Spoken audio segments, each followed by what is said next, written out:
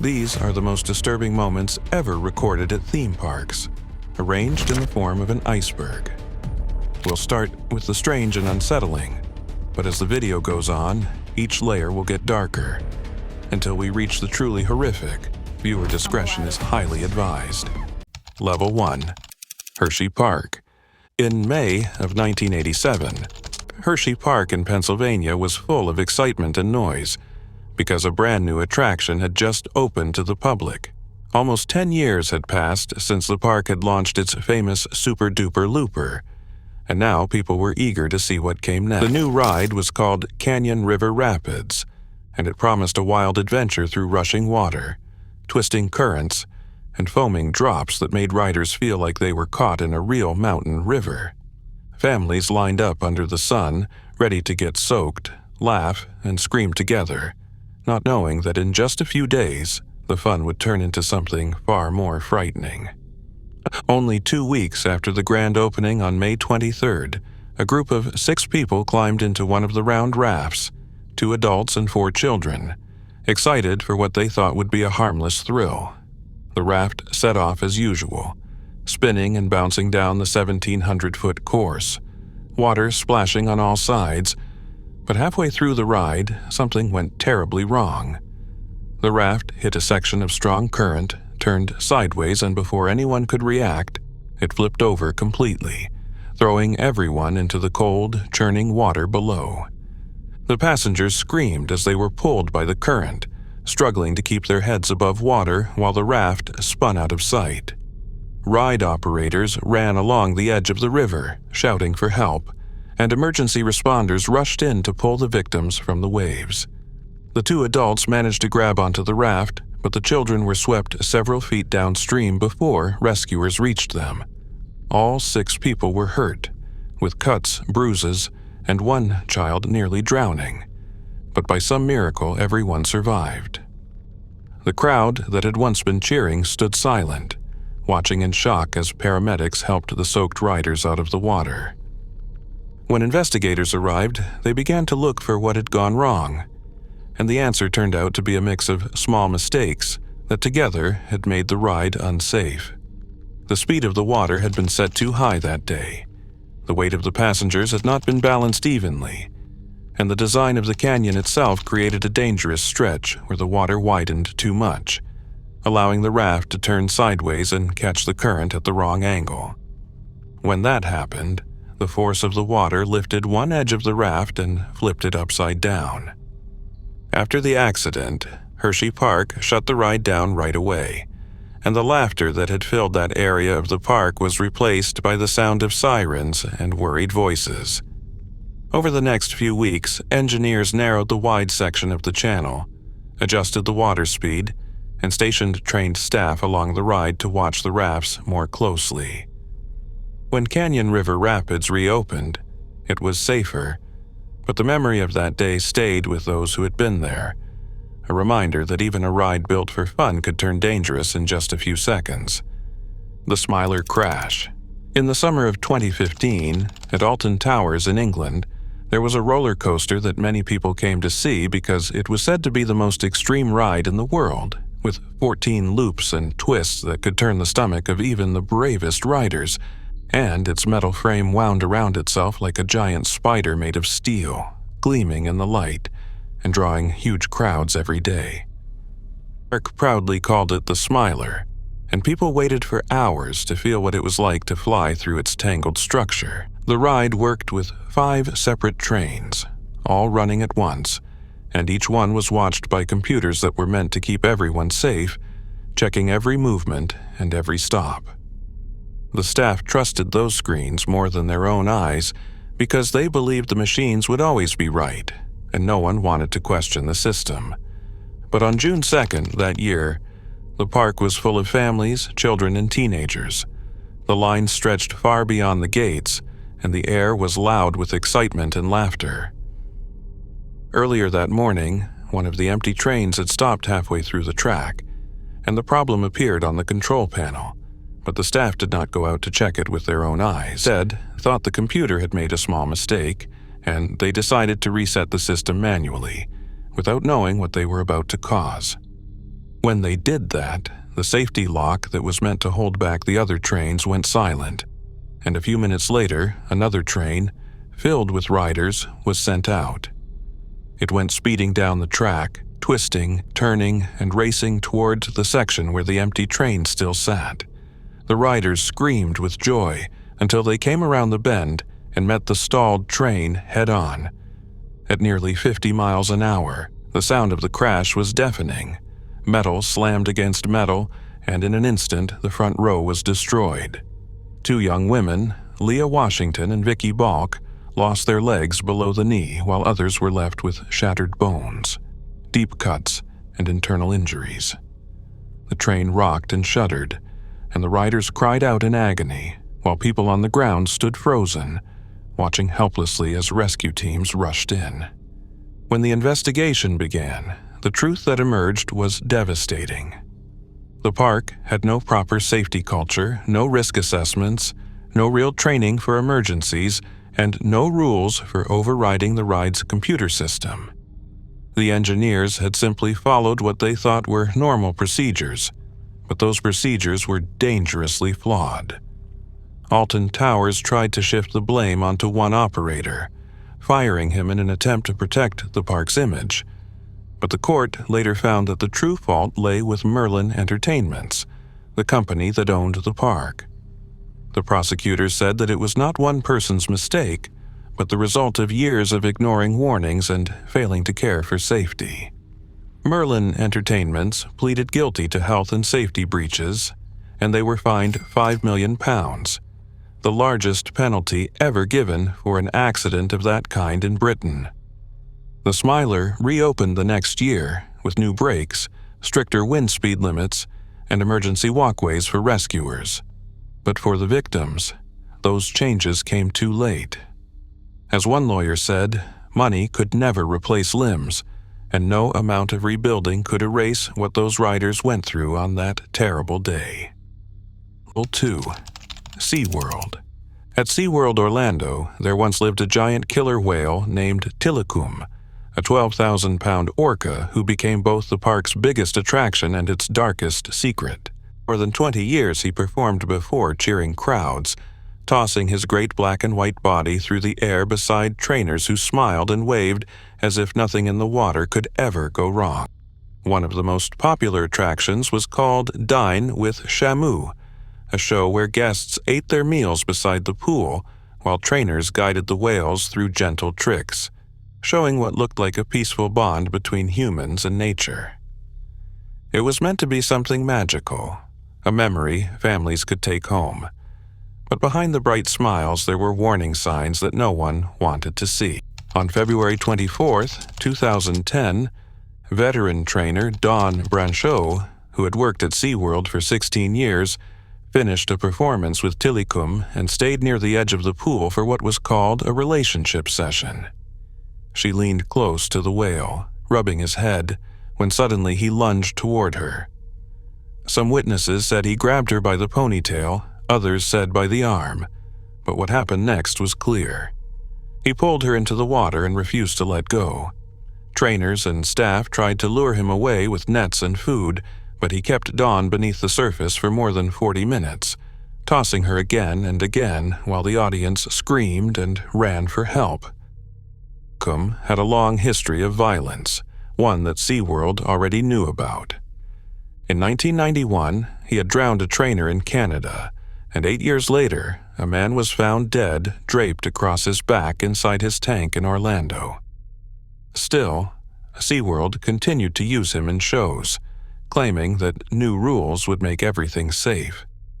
The changes only meant that trainers could no longer swim beside him, but they were still allowed to kneel beside the water, close enough to touch him, and that was exactly what Dawn had done when she died. He was finally recovered. The autopsy revealed the horror she suffered. She had drowned, her spinal cord was severed, her ribs were broken, and her scalp had been torn from her skull.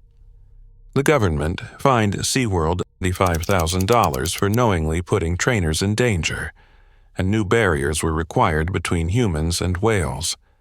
But for many people, the fine felt like nothing compared to the life that was lost. Joker's Jukebox. It was August 13th, 2003.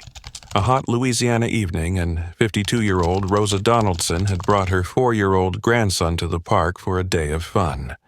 Eaten cotton candy, taken pictures, and gone on a few gentle rides, the kind meant for families. When they reached Joker's Jukebox, it looked harmless. Just 30 small cars spinning in circles on 6 metal arms, colorful and cheerful under the lights. But what was supposed to be another moment of laughter became something that no one there would ever forget. As Rosa helped her grandson get seated, she noticed his safety harness wasn't properly fastened. Wanting to keep him safe, she stepped inside the ride area, a place where guests were not supposed to stand. Before she could step back, the operator started the ride, not realizing that she was still inside the circle.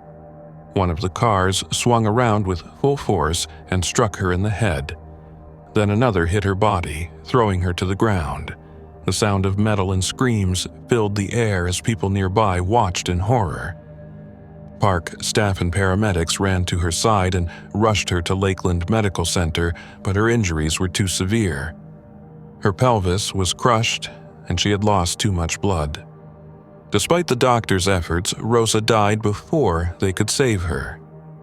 Investigators later found that she had entered the restricted area only to fix her grandson's seatbelt, acting out of love and protection in the final moments of her life. The tragedy could have been prevented if the ride had been checked properly or if communication between staff had been clearer.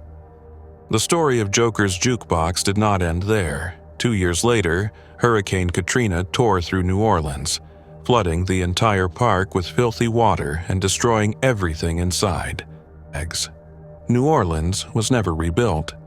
To this day, it stands silent and broken, its rides rusting beneath the Louisiana sun, a forgotten place swallowed by vines and memories. Among those ruins, Joker's Jukebox remains a haunting reminder that sometimes the smallest rides and the simplest acts of care can carry the deepest sorrow. Level 3. Six Flags Railblazer. In 1984, Six Flags Over Mid-America, now known as Six Flags St. Louis, decided to test the idea. They took an old favorite, the River King Mine Train, and transformed it into one of the country's first stand-up roller coasters. The park called it Railblazer, a name that promised daring adventure. The tracks stayed mostly the same, but the trains were replaced with upright cars that forced passengers to stand, held in place by shoulder restraints and small bicycle-like seats. It looked futuristic, bold, and completely safe. Or at least that's what everyone believed. But the truth was that Railblazer would not last. On July 9th, just 3 weeks after it opened, 56-year-old Stella Holcomb and her husband Carl visited the park with their teenage daughter and her boyfriend. They rode in the very last row, laughing and holding hands as the coaster began its climb. Way through the ride, just after the second hill, something went terribly wrong. The train twisted sharply into a tight spiral, and Carl felt Stella's hand slip from his. The car jerked violently, and in a split second she was gone. Witnesses saw her fly from the back row, strike a tree, and fall to the ground below. When the train returned to the station, all the restraints were still locked in place. Park officials said she might have fainted, her body going limp enough to slide through the gaps. But Carl refused to accept that. His wife had been healthy, alert, and terrified in those final moments, not unconscious. The autopsy confirmed his doubts, showing no sign of fainting or illness. Rumors spread through St. Louis, some cruelly suggesting that Carl had done something, but there was never any proof. The far more likely truth was simpler and far more tragic. The restraints themselves were flawed. They could look and feel secure, yet failed to hold riders steady through the coaster's sharp twists. After Stella's death, shut down Railblazer immediately. The stand-up cars were removed and scrapped, and the track was restored to its original sit-down design. The experiment had lasted less than a month. The idea of standing on a roller coaster, once hailed as the future of thrill rides, had become a symbol of one woman's senseless death. For a while, the name Railblazer disappeared, and so did the illusion that every new invention at an amusement park automatically meant progress.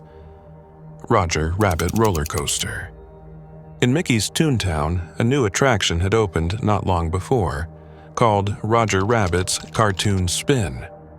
It was meant to be a cheerful ride, taking guests through a bright cartoon city filled with dancing fire hydrants, wild colors, and a taxi named Lenny that spun and twisted like a teacup. It looked harmless, a place where even the youngest visitors could laugh without fear. On September 22nd of the year 2000, 4-year-old Brandon Zucker climbed into one of the ride's yellow cabs beside his mother and older brother. They sat down. The lap bar came down across their legs, and the car started to move, jerking side to side as it followed the track. But only a few moments later, something went terribly wrong. The lap bar on Brandon's side failed to lock properly, leaving a small space near the open edge of the car. When the vehicle turned sharply, Brandon slipped out of his seat, tumbling toward the floor. Before anyone could stop it, the next cab struck him and dragged him beneath the ride for nearly 10 feet before it came to a halt. Witnesses said his father screamed for help as the ride kept moving, unaware of what had just happened. By the time workers reached him, Brandon had been trapped under the heavy machinery for almost 10 minutes. The impact had crushed his pelvis, collapsed one of his lungs, and cut off oxygen to his brain.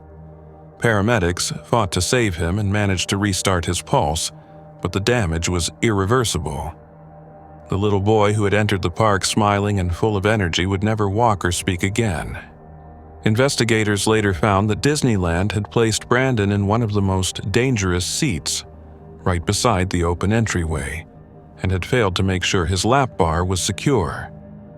The state report concluded that the restraint mechanism was defective and that proper safety checks had not been followed. The family sued Disney, and in 2002, the case was quietly settled. The money would go toward his lifelong care, though Disney admitted no fault. After the accident, Disney made changes to the ride. They added sensors to the bumpers and automatic doors to prevent future falls. But for Brandon, the changes came too late. He spent the next 9 years in hospitals and at home, connected to feeding tubes and struggling with infections. His body grew frail, his spine twisted from scoliosis, and his breathing became weaker each year. On January 26, 2009, at the age of 13, Brandon died in his mother's arms. The coroner confirmed that his death was directly caused by the injuries he suffered that day at Disneyland. Disney issued a short statement expressing sympathy, but the internal cameras on the ride had not captured the fall, and employees initially claimed that all safety steps had been followed. For many who learned about Brandon's story, it became a painful reminder that even in a place built to create happiness, a single overlooked detail can turn joy into lifelong grief. Level 4. Greenville Ferris Wheel. The Greenville County Fair had always been a place of joy and laughter. A week when families gathered to eat cotton candy, watch fireworks, and ride the glowing wheel that stood tall against the summer sky. For years, that Ferris wheel had been a symbol of the fair itself. A slow, gentle ride that seemed safe for everyone. 10-year-old Kayla Reynolds, her 6-year-old sister Briley, and a 16-year-old girl climbed into one of the Ferris wheel's baskets. Excited, the crowd below was filled with laughter and music, but that sound changed quickly. As the wheel turned, the basket carrying the girls snagged on another one above it. The metal twisted, and the car flipped completely over. One by one, the girls fell from their seats, plunging more than 40 feet to the ground. The noise of the fair turned into screams, and the screeched metal grinding to a stop. People ran toward the ride, parents crying out their children's names as emergency lights began to flash across the field. The girls lay motionless as rescuers fought to reach them. Paramedics worked quickly, calling for helicopters when they saw how severe the injuries were. Kayla was hurt, her arm broken, but she was awake and talking. The 16-year-old had been listed as critical at first, but doctors later said she would recover. The youngest, Briley, was in the most danger. Her head had struck the ground and she was barely breathing. Paramedics intubated her right there at the scene before airlifting her to the hospital. At first, investigators said the crash was caused by a mechanical failure, explaining that the basket had caught on another car, which caused it to tip. But when the full investigation began, the truth became harder to accept. The Ferris wheel had no seatbelts, no bars, no restraints at all to keep passengers from falling. The inspectors confirmed that these features were not required by law, and ride operators were not breaking any rules by leaving them out. Safety belts were considered optional, a choice left up to questioned. The inspection team said that the rest of the rides had only minor issues, like cracks in the fiberglass, and nothing serious enough to cause concern. But for the families of those 3 girls, those words offered little comfort. The fair shut down all of its mechanical rides that night and remained silent in the days that followed. The next year, the Greenville County Fair reopened, but its famous Ferris wheel did not return. What had once been the centerpiece of the fairgrounds was gone, leaving behind an empty space and a memory of a night when joy turned into horror, and a summer tradition was forever changed. Level 5. The Wild Cat. On the evening of July 7, 1997, the air at Bell's Amusement Park in Tulsa was filled with the sound of laughter and music. Families crowded the midway, drawn by a special summer promotion that offered rides for just 25 cents each. The Wildcat roller coaster, a small steel ride meant for families, was one of the park's oldest and most beloved attractions. Its bright red cars carried generations of children on gentle twists and turns, as symbols of simple fun and local pride. But that night, the Wildcat's long history ended in horror. At around 6 o'clock, one of the coaster's trains began its climb up the 45-foot hill, the chain clattering beneath it. The riders laughed as the cars rose slowly toward the top. Then, just as the first car reached the peak, the movement stopped. The chain kept running, but the train didn't move forward. For a second or two, it hung there in silence, and then gravity took over. The entire car rolled backward down the hill, picking up speed until it slammed into another train just beginning its climb. The sound of metal colliding echoed across the park. The force of the crash threw a 14-year-old boy from the front car. He struck the steel structure before falling to the ground. Paramedics arrived within minutes, but the injuries were too severe. He was pronounced dead at the scene. 6 others were hurt, including 2 boys the same age, a father, his 2 daughters, and a family friend. They were all rushed to St. Francis Hospital. None of them would stay long, but the image of what had happened would stay with them forever. Investigators found no easy answers. The Wildcat had passed inspection just 2 weeks earlier, and no one had reported mechanical issues that day. Robert Bell III, the park's president, stood before reporters and said it was the first tragedy in Bell's 47-year history. The Wildcat was shut down that night and never reopened. A month later, the ride was permanently dismantled, ending the story of a coaster that had once been a Tulsa favorite. But far from Oklahoma, another park earned a much darker reputation, one that became infamous for danger itself. Level 6. The Haunted Castle. On the evening of May 11, 1984, the sun was setting over Six Flags Great Adventure in Jackson Township, New Jersey.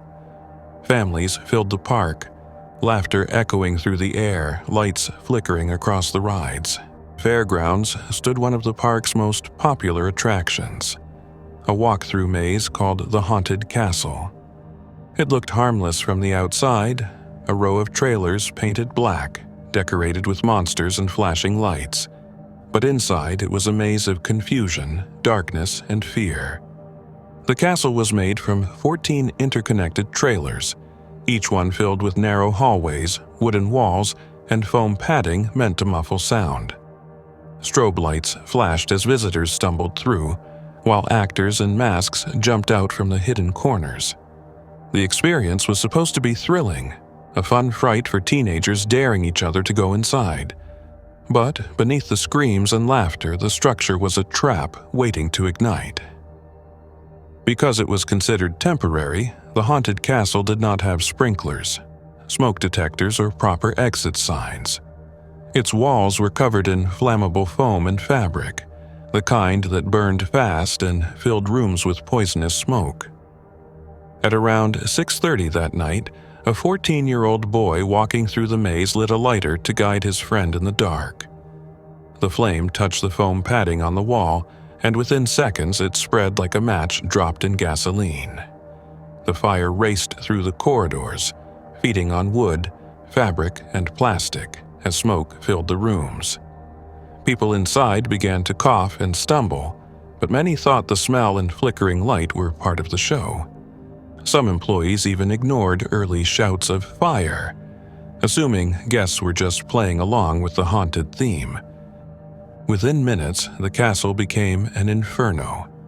Flames shot through the walls, the lights went out, and screams replaced the laughter.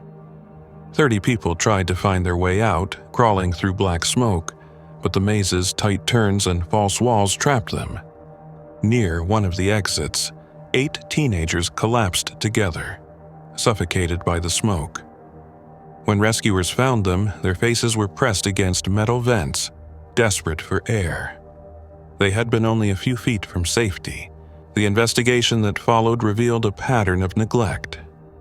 Fire safety consultants had warned Six Flags for 5 years that the haunted castle was a death trap, urging the company to install sprinklers and alarms.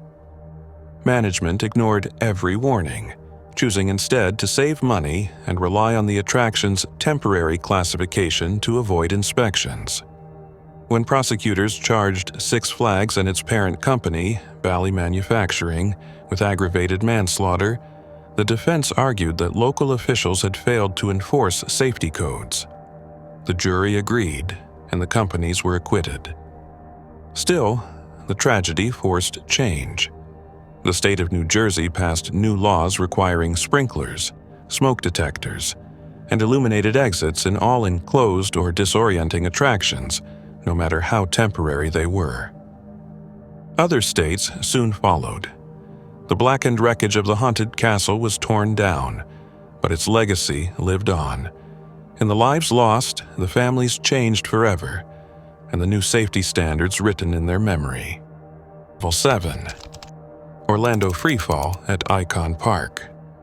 On March 24, 2022, 14-year-old Tyre Sampson wanted to ride the world's tallest drop tower. He was on spring break in Orlando with his friends and teammates when he boarded the freefall at Icon Park for a thrill. But midway through the ride's drop, he slipped out of his seat and fell to his death. The whole incident was captured on camera as the ride lifted passengers into the 430 feet freefall tower. Witnesses recorded Ty's harness sitting dangerously loose.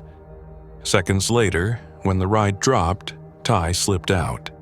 He fell more than 300 feet, landing face down on the pavement. He was pronounced dead at the scene, but the shocking video went viral online. In it, you can even hear the staff on the ride asking, "Did you check it?" It was never telling the full story. His harness wasn't really locked. Investigators found out Ty was 6'5" and over 380 pounds. The ride manual clearly said no riders above 287 pounds. Other rides had already turned him away that night, but Freefall let him on. Investigators later found out why. His seat had been manually altered. Someone had loosened the harness sensor, tricking the ride's safety system into thinking it was locked. Both indicator lights glowed green even though the tire was never secure. The worst part, the worker who was running the ride had been on the job for just 3 days, and he was instructed to trust the lights. There were no posted weight limits, no scale at the entrance, no clear rules about when to say no. The autopsy later confirmed blunt force trauma as the cause of death.